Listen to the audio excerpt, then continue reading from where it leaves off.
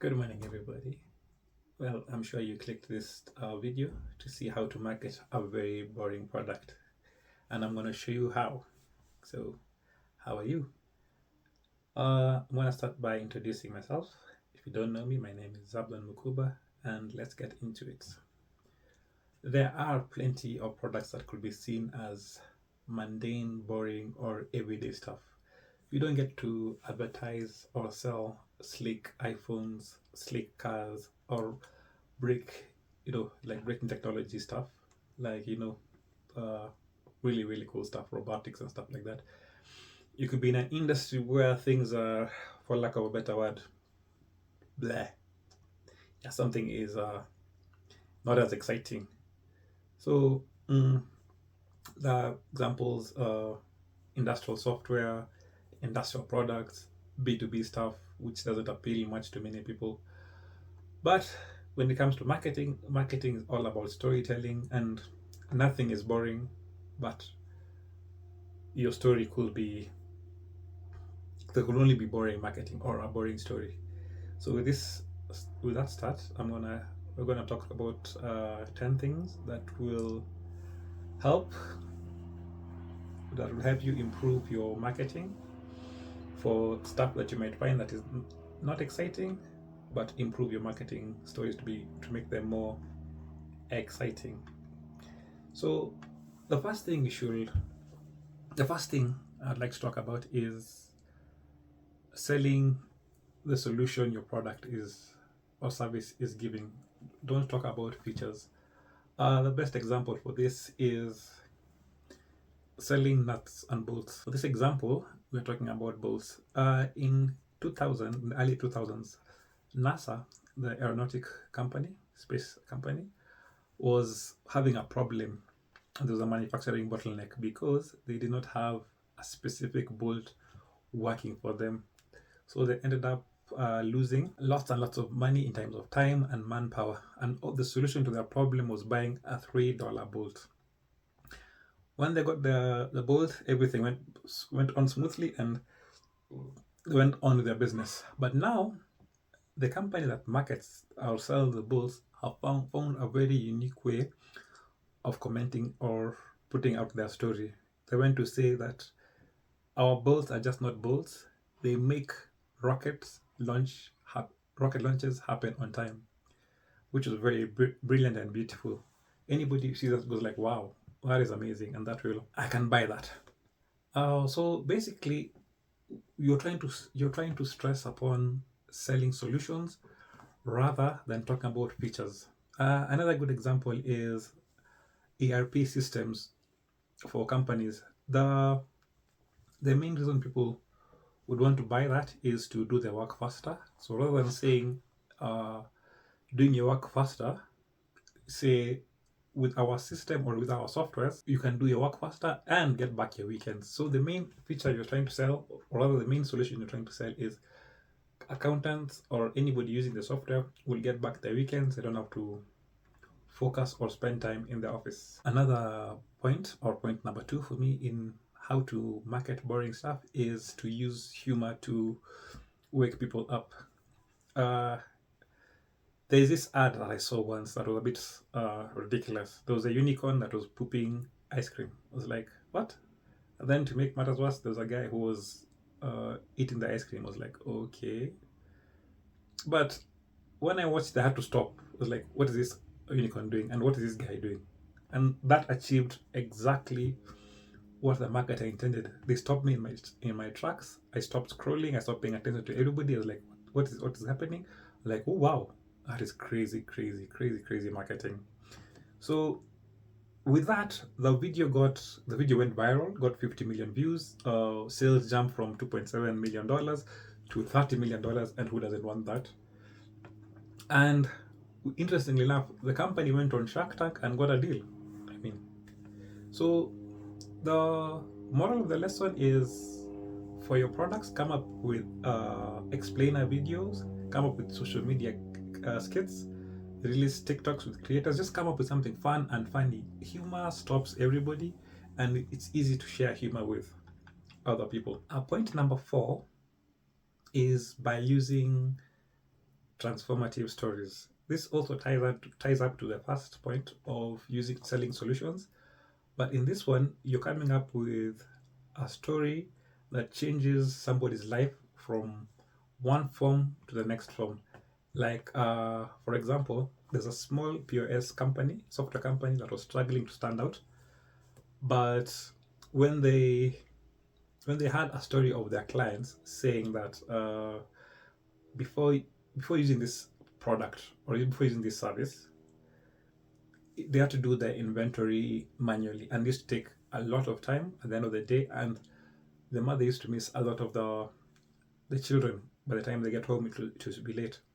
So now, by implementing or by using this software or this service, they're able to save a lot of time, and she's able to get back home early. So you would say this software gives you back your family, and that's something every person wants to relate, especially professionals who are trying to get home early to be with their children.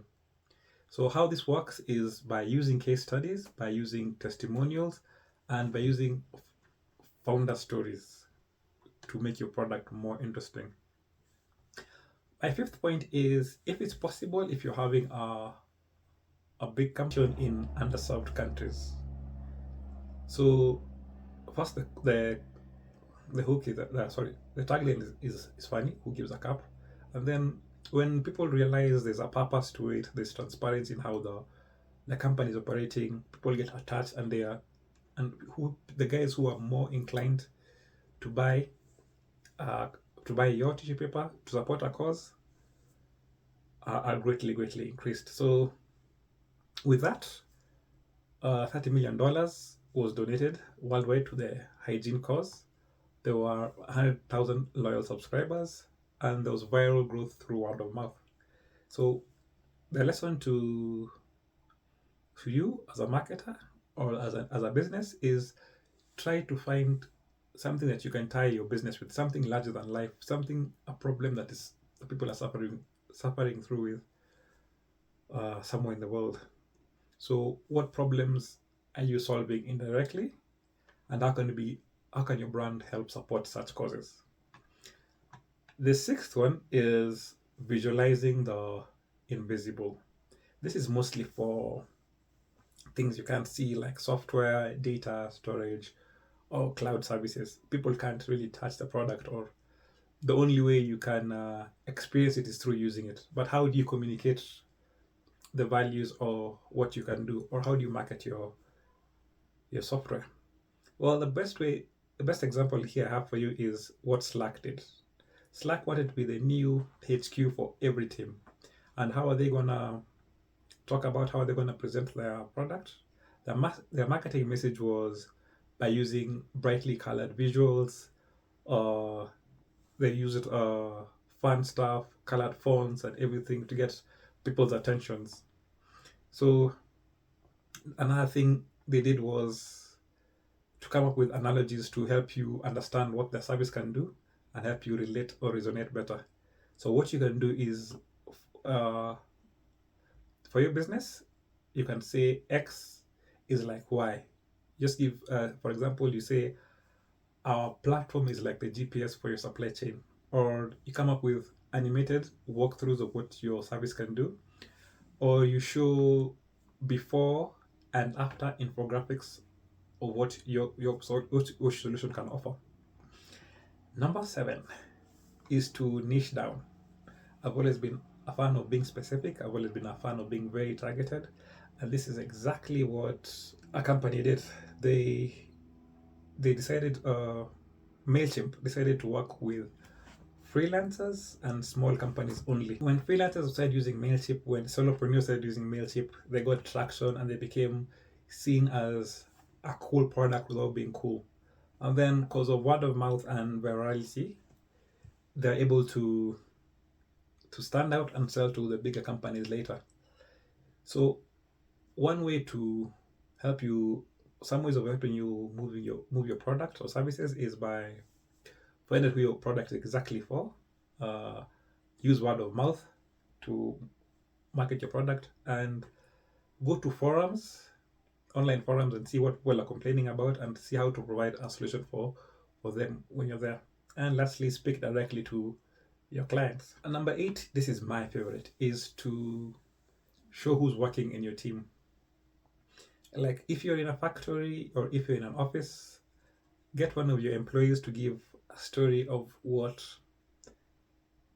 the product or service does. So for example, you can say, meet Tony, who has been building this product for 22 years or 30 years or 10 years. And he gives you the reason why this product should be in a certain kind of way. For example, if you're going to say wrenches should be X centimeters thick or X inches thick because they give you this function. The benefit of this is people relate more with people than rather slogans, logos, or colors. When somebody sees somebody they can relate with who is exactly the same as they are, boom, landmine, you've gotten your virality. So what happened to this? The video went viral on LinkedIn and Facebook, and sales increased. So what you want to do for your business is to come up with features like day in the life series of your clients, staff advice series by your customers, so not the customers, your employees or yourself, or fun bloopers behind the scene. So we are on number 9, gamifying the experience. This is more for brands or businesses that are nationwide, where you can come up with an activity where you ask members of the society to have fun with it. Like for example, Duck Brand Duct Tape. I wasn't sure I was going to say that correctly. They came up with a competition to come up with anything that you can make with duct tape in terms of dresses, wallets, or entire suits, and see who will win the best in the best competition. So it turned out to be a really great success because they're able to enroll high schoolers and stuff like that. So how would you take this back to your business? Come up with challenges that you think people would relate with. Number 2, use contests. And lastly, filters or quizzes for your business, from your clients and your customers. Lastly, point number 10, saving the best for last, is to be transparent. You can tell your customers what it takes to make your product or service. There's a company called Dr. Bronner's who sells soap, and they're not anything fancy or special, but what they did do is they told their clients and their customers what it takes to build a bar of soap. They told them about fair trade, where they source their materials, how the material comes to, how the final soap ends up in their shop or in their houses, and people are able to relate to that. So for you would say, what are the actual costs of making this product or service, why you use a certain ingredient over the other, and why you chose that type of packaging for your product. Right, those are all the 10 points I had for you today, and I hope you've learned. So a quick wrap-up or recap is: reframe the problem, use humor, educate creatively, tell real stories, tie to a movement, visualize the invisible, niche down, show your team, gamify, and lastly, be radically transparent. Boring products aren't boring, it's the marketing that is boring. So tell me in the comments how you've been able to market a boring product, or if you need help marketing a boring product, hit me up and I will help you come up with solutions. And with that, I will say, get out of here.